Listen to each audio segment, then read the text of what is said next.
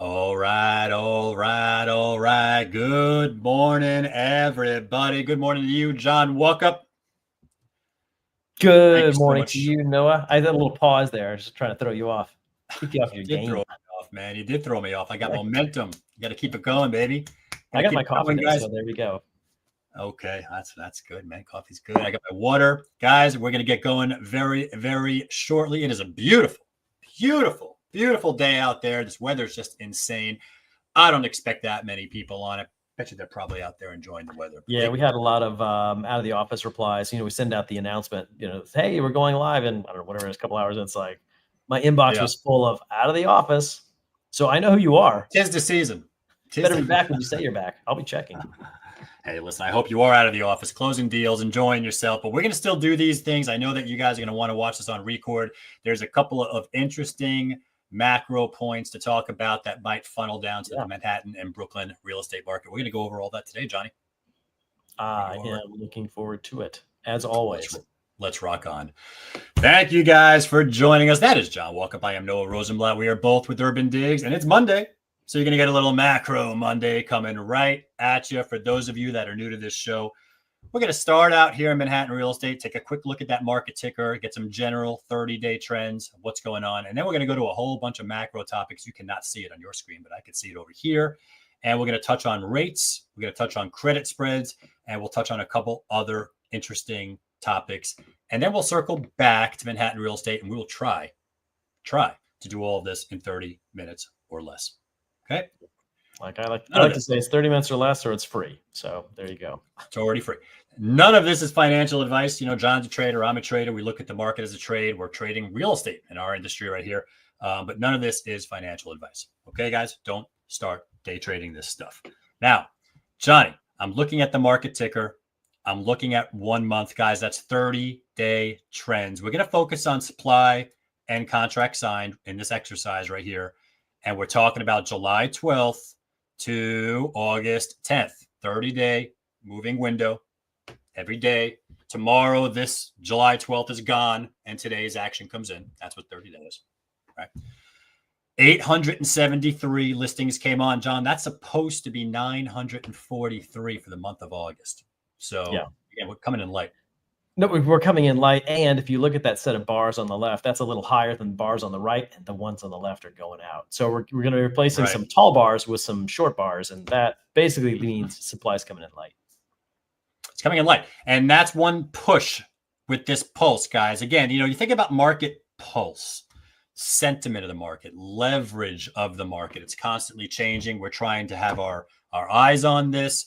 It's supply and demand driven. If supply is coming in light and supply is going down a little faster than it usually does, that is a upwards push on this market pulse. Okay, so that's kind of what's going on here. You have to have a little inside baseball to understand this market pulse could be supply driven and it could be demand driven. And the answer to that question, look at the demand right below. That's our liquidity number, 820. Subsequently, it's the exact same number as 30-day contract signs. That's by design. That's down 18% on the last month, and that's supposed to end at 854. So that's coming in a little light as well. Not as light as supply, just a little light. I feel like there's a song about just a little light out there somewhere. There could be. I don't know what melody it would be, but hey, I mean, I'm all for it. You could just do it with AI these days. Why not? The only thing is, when I look at contract signs, the bars, I mean, obviously the scale could be different, but they seem more stable, and it almost seems like they're higher in this last week. So look, you guys know better than we do about what's happening on the streets, but it seems like there's a little bit more, I don't know, there in terms of contract signs and supply. Supply is doing what it normally does this time of year, which is slough off into almost nothing. And then it ramps right up right after Labor Day. However, contract signs, that little bump up. I mean, I'm going to touch wood, gives me a little hope that I see what you're saying.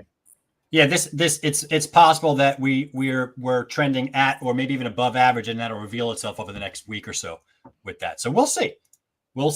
But that's what's going on with 30-day supply and demand, guys. They're both falling. And they're both below trend, except supply is more below trend. Yeah. That's the just a right quick housekeeping note about what we define as seasonality. Because the question is, what is supposed to be based on? So, no, you want to tackle that one? Like we say, what's the question? Could you post a question? What is that question? Well, it basically says what is supposed to. So if you're saying 802 listings, right, are coming on, what's that? Oh, based? What's the seasonality? Oh, okay. Great question. So let me show you how I got these numbers, guys. If I click on the chart room to the left, right, I get to this chart room, which we talk about every Friday, right? You got monthly new supply and monthly contract activity charts. This is where you want to go. Both of these charts, okay, this is linked to that ticker, right? Both of these charts is going to show you two things. It's going to show you actual monthly supply that's coming in. So when I look at this blue chart, 1,093 in July, 1,237 in June, this is actually how many listings came on the market in those months. It's the actual prints. If I click on the average is basically taking a look, okay, at every month of the calendar year. So for July, it's looking at every July, like since 2008. And you take all those Julys and you look at what the average is, that's our 1171. And that's what I'm comparing to. That's how that works. Now to get for August, you have to go over here, right? Right over there, 943. So that's when I reference 943 for August. That's how I'm looking at that print. Same, you can do the exact same thing for contract activity. I'd rather you guys do this on your own. Practice makes perfect. Okay. If you have any issues, reach out to me. Noah@UrbanDigs.com. We'll talk about it. Okay. Any other questions? No, all good. Keep going. All right, let's pivot. Let's pivot to the macro portion of the program. Okay. Here we go. Buckle up. Here we go.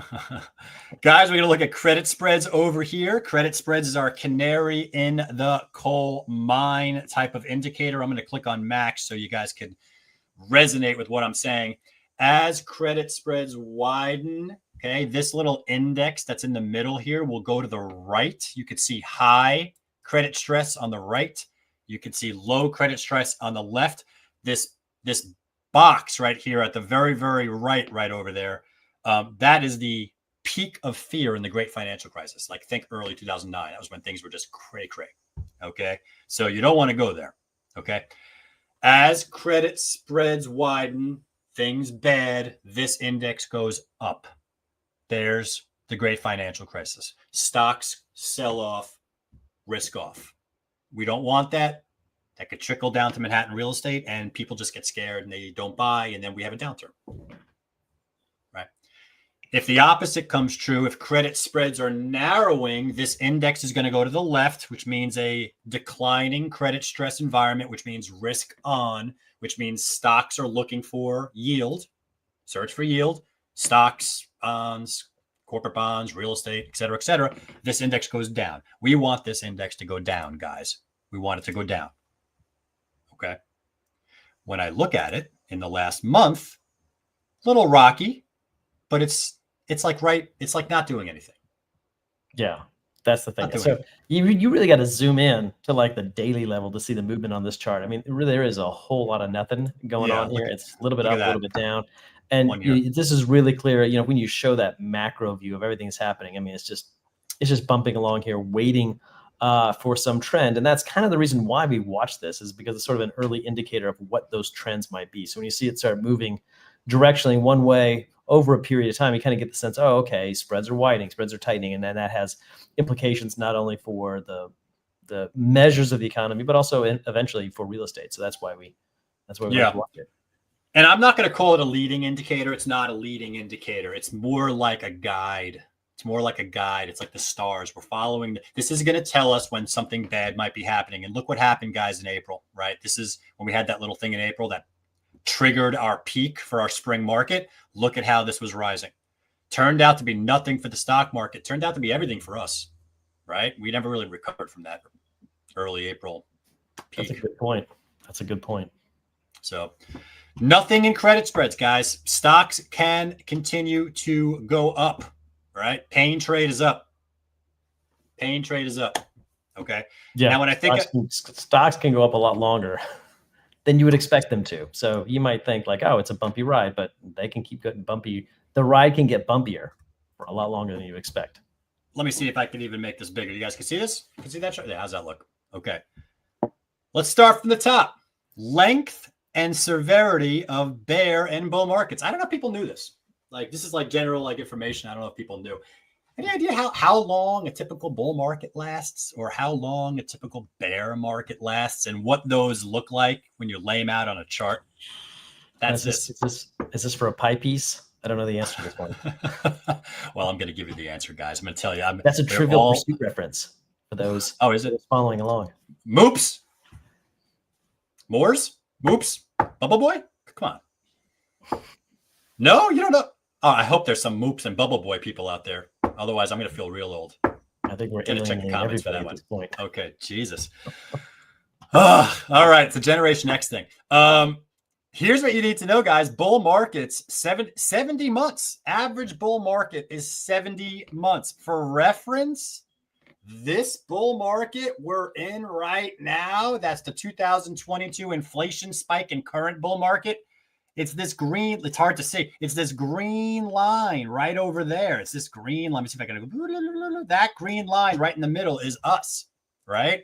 And we're at about 34 months or something like that. So again, I'm looking at credit spreads coming down. I'm looking at stocks at record high. Nobody believes it, right? People are shorting it. Pain trades up. This could go on for a little while. It could.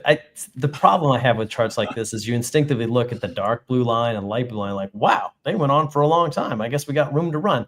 But then you look at that dark green line and it was a lot shorter, or that purple line or the orange line. So you never know what you're going to get. Your mileage is the new age vary from what happened in the past. But, it's just, it can be anything you want is basically what this chart is saying. So just be careful.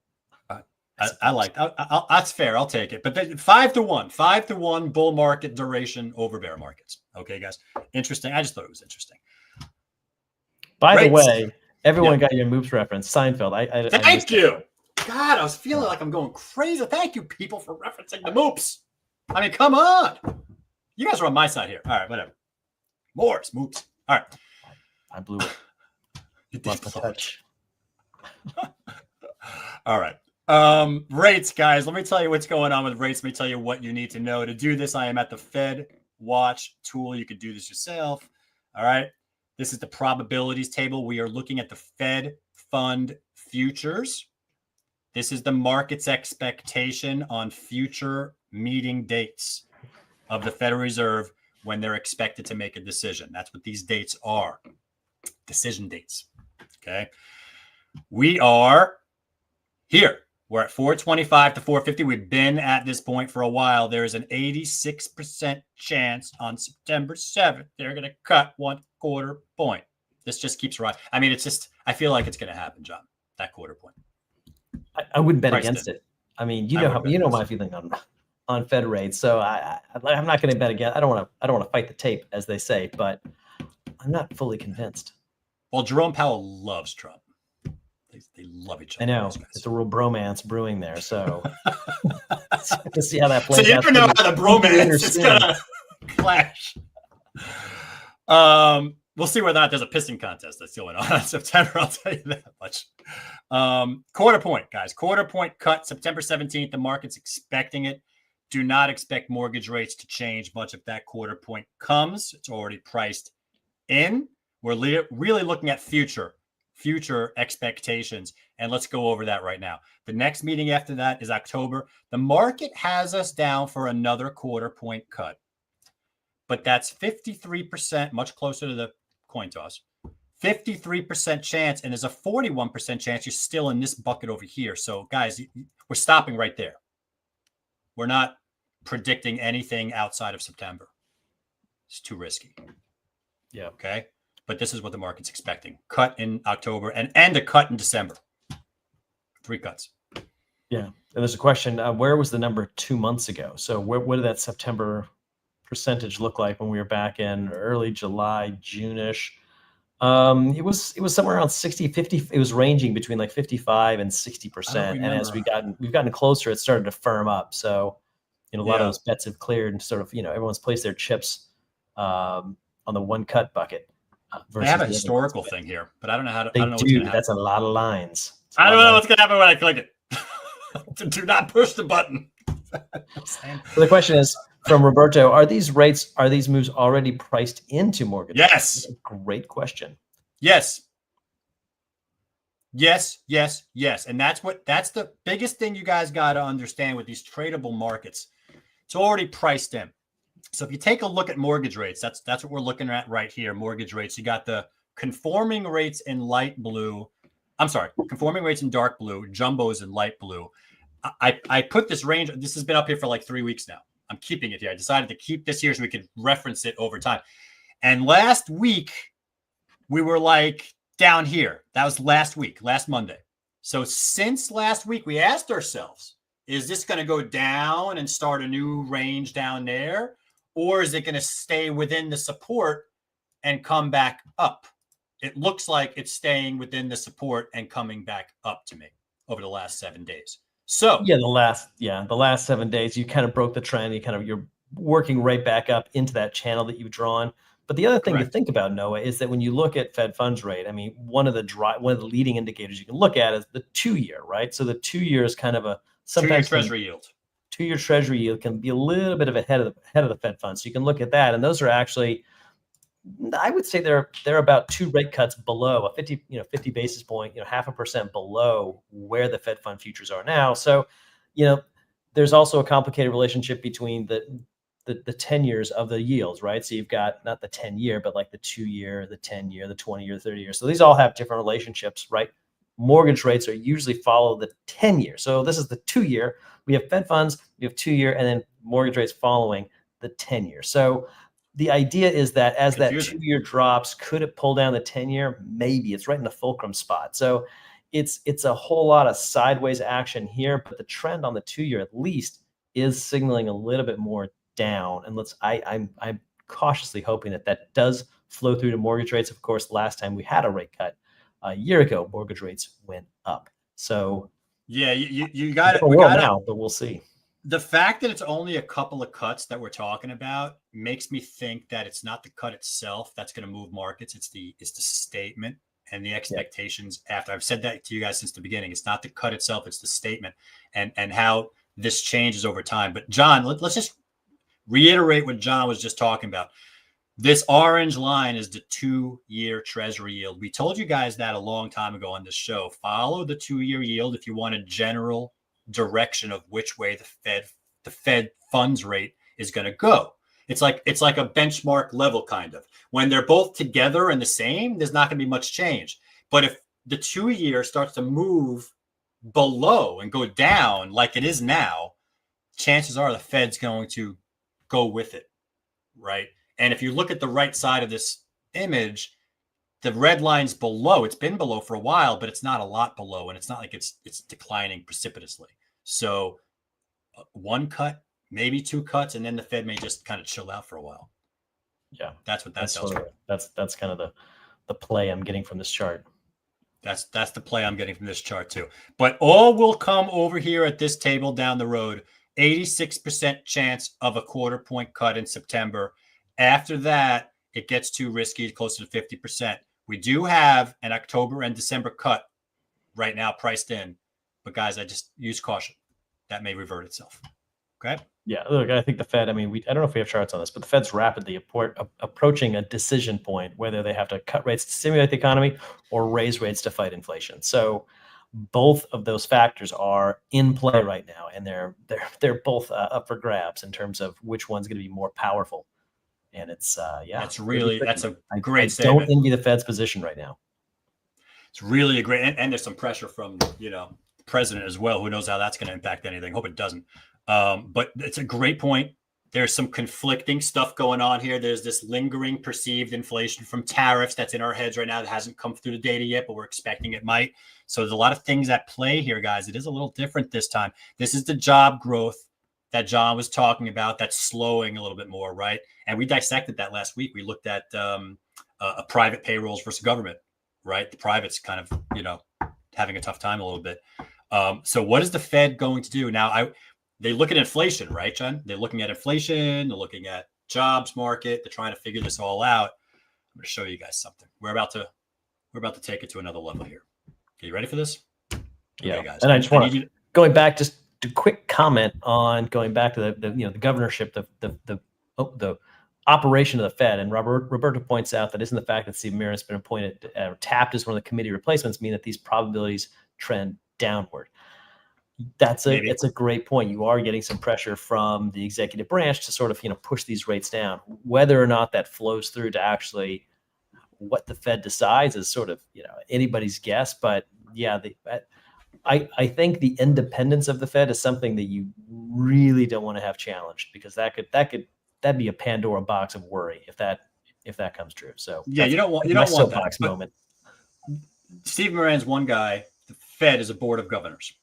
Okay, guys. So he can't just go do things on his own. He's got to have the board of governors is what's going to collectively. It's 12 of them, Johnny. 12, 13. Well, you have 12 governors. Angry men and women are going to those collectively will set policy and changes. Let's be clear. Okay, collectively. All right, you ready?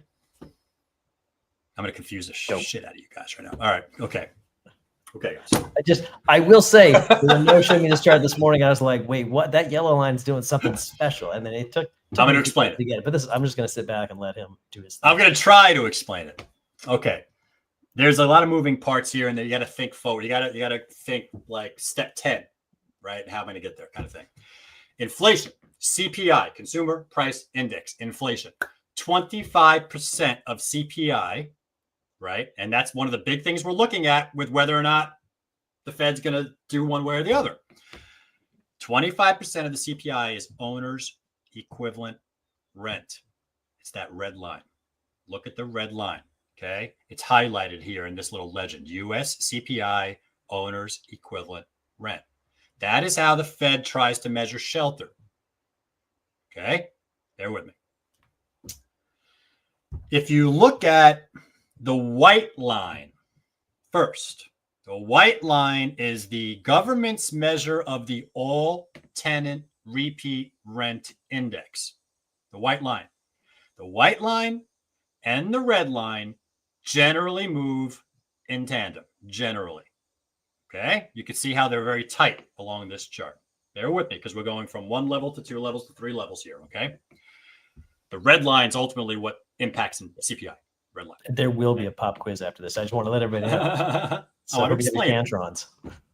The white line tenant, all tenant. Imagine a measure of rents where you're measuring everything. You're measuring tenants that are already in a lease, and then they have to renew it, right? There's no move. It's not like the tenant's moving out and a new person's coming in. No.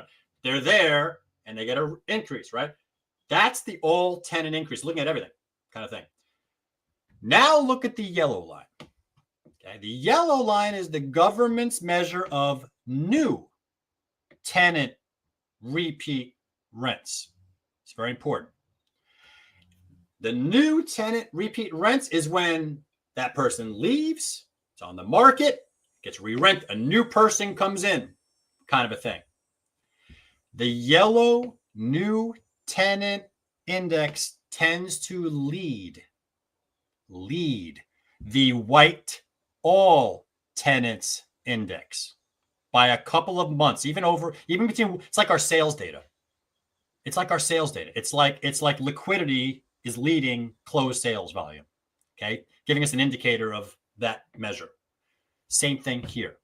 So if this is showing that, look at that decline, and that's going to trickle into the white line over the next couple of months. And then the white line, if that goes down, will trickle into the red line, which is owner's equivalent rent. And that goes down.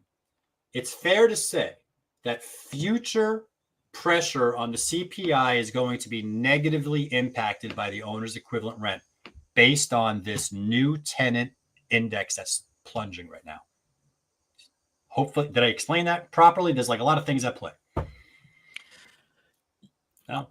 I think I've heard it enough. Questions? Twice, so it's great. So let me just explain what I think I see. Or is everyone in the audience like this right now? I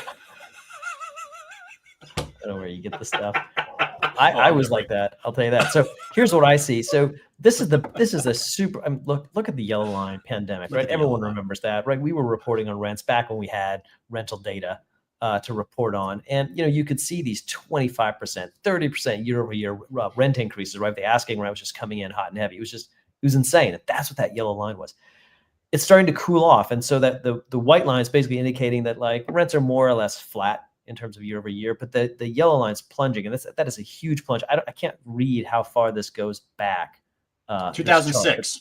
2006. This is a 20-year chart, and this is just whoa, hello, look at that. That is the largest fine print I've ever seen.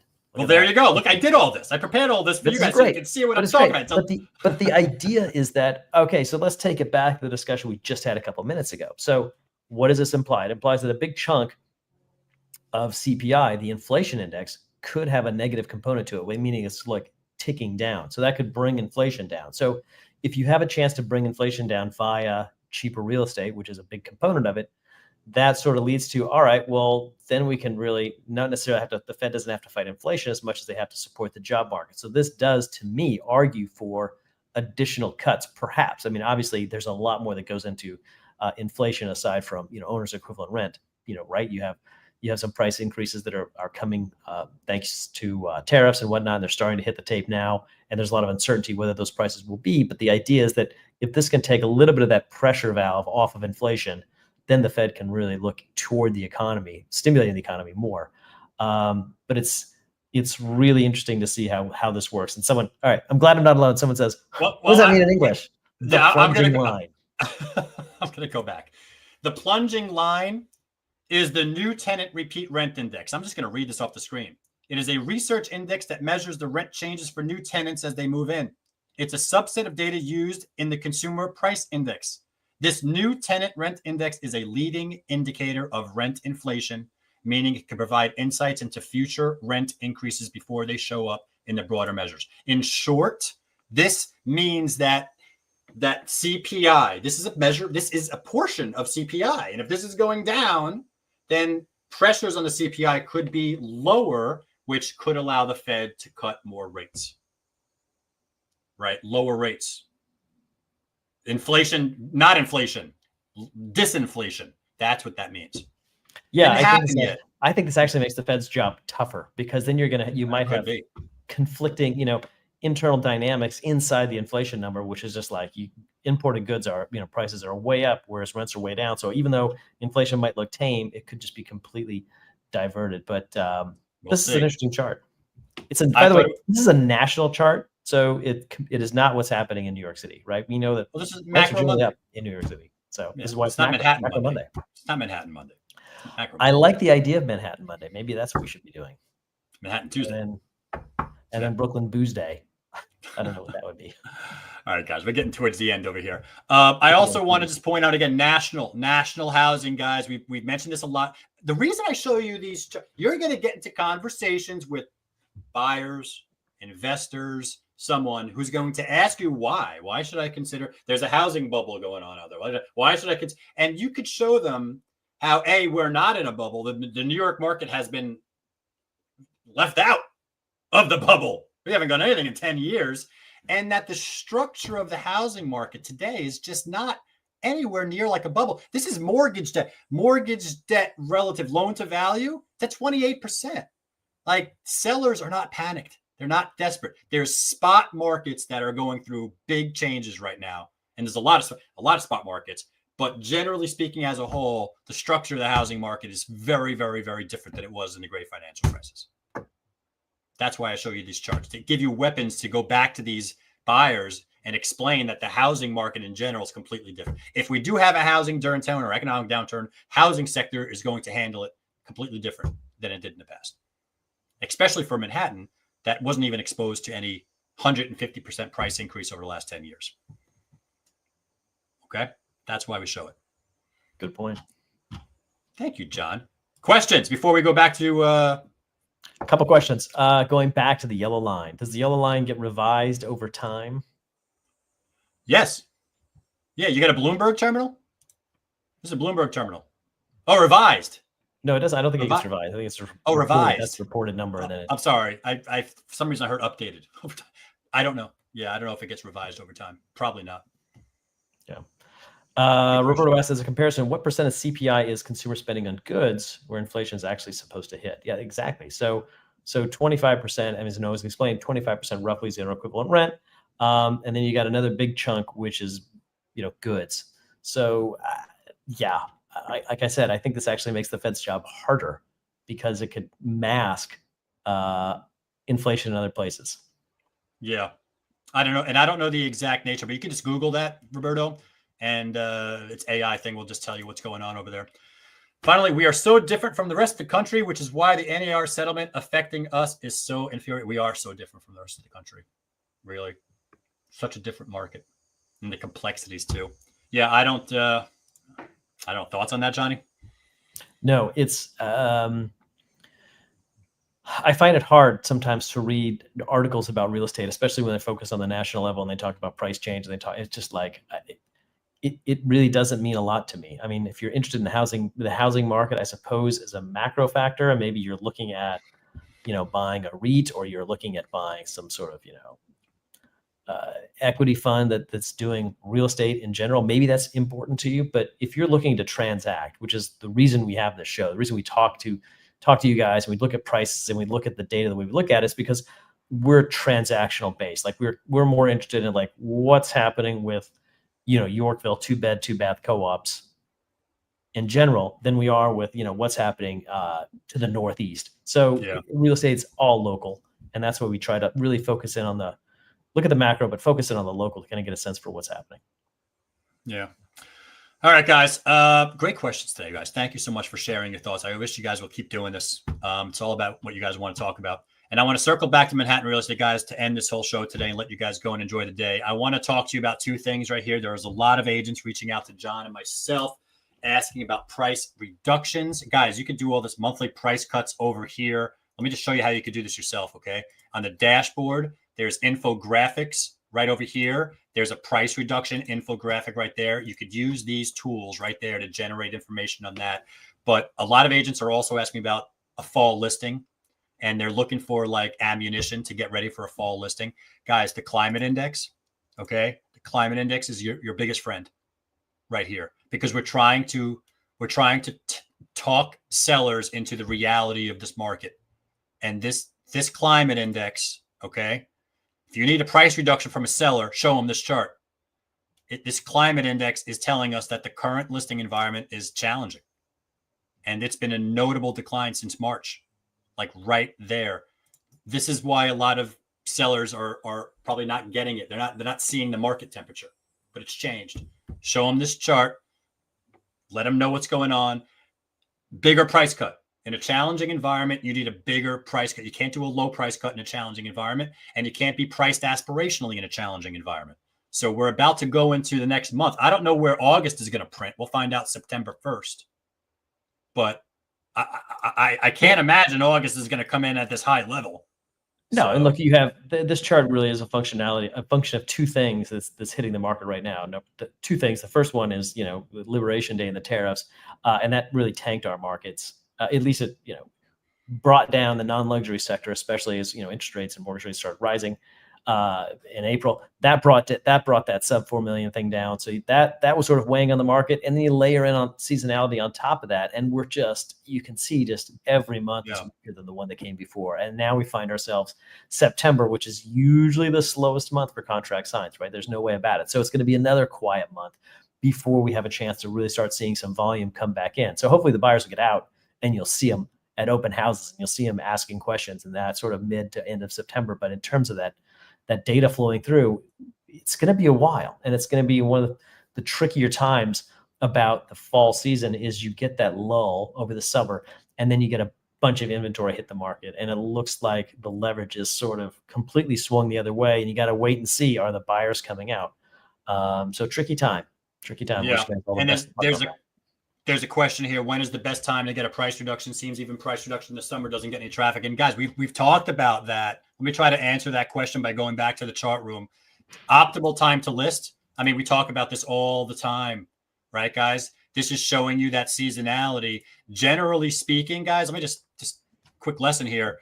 If this is our spring season, and this is our fall season. Those are our two seasons, okay? The best time for a price cut is again like day 30 and day 60 within those seasons. Where day 30 over here, this right over there, desperation play. You don't want to do your price cuts in the off-season months when deal activity is lower and the listings, the market's challenging, because those price cuts are not going to have as stimulatory effect on engagement to the consumer. So if you're going to make a price amendment, you at this point, mid-August, you may want to potentially time that with the new listing season, almost like a refresh. Okay. There's another. Yeah, I want to get to Kara's question. She says, "Is this true for all parts of the New York City market, townhouses, studios?" No. Well, you have to check it out. Like the townhouse market. I don't even know. You use this. It's different. Every sector has their own. Every sector has their own averages. So you're going to see a lot of overlap, but some sectors might be doing slightly different things. Okay. I like this question right here. It's not always about price. There's so much else going on. Social media, distraction, politics, the economy, inability to focus, make decisions totally agree. Totally good. There's a lot of elements at play right now going on in this market, but we need to, this is why I feel like if you just focus on doing like our job, right? Just being a really good market expert, talk about the temperature of the listing climate, tell them the average number of price reductions that's happening in your sector, show them the optimal time to list for your local neighborhood. What's the market pulse? Like literally explain every nuance of the market that your buyer or seller is buying or selling in, and be exceptional at what you are, and just be a completely different realignment of focus versus all the distractions. Because you're just being a great market expert and advisor. And don't focus on that other stuff.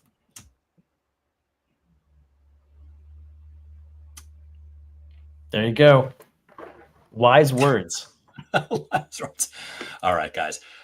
If you need help with anything about your listing or a price cut, guys, every single listing, you can check out your listing on UrbanDigs. We have an advisor solution. We could potentially help you. But other than that, you can get these tools and weapons on the site itself. Okay. Yeah, feel free to reach out to us if you need any help. Noah and John at UrbanDigs. Always there to help. Thank you guys so much. I think we went over a little bit today. Apologize for that, but you know what? Great comments. Yeah. Thank you, John Walkup. I'm Noah Rosenblatt. We are with UrbanDigs. It's been Macro Monday. Catch you guys next time.